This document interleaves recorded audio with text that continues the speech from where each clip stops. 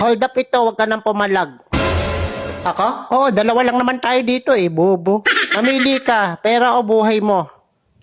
Wala bang ibang choices yan? Ano to, exam, multiple choices?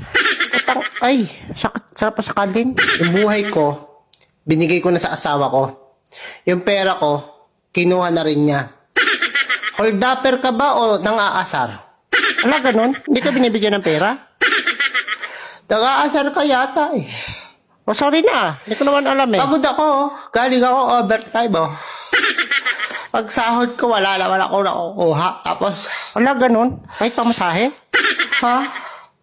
Pag mag-hold up ka, huwag ka na mag-asar. Grabe naman affected mo. Saka ako hold up mo, yung walang asawa, walang pamilya, ganun. Ano yun? Tatanungin ko muna kung may asawa o wala. May issue dyan. O ito. May iya ka na eh.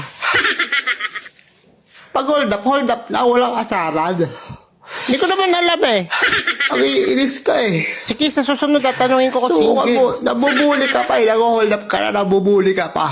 Hindi ko nga sadya, hindi ko alam. Dalawang kaso yan. Wala, ganun ba yun? Bullying and hold upping. Uy, totoo yun? Meron yata nun.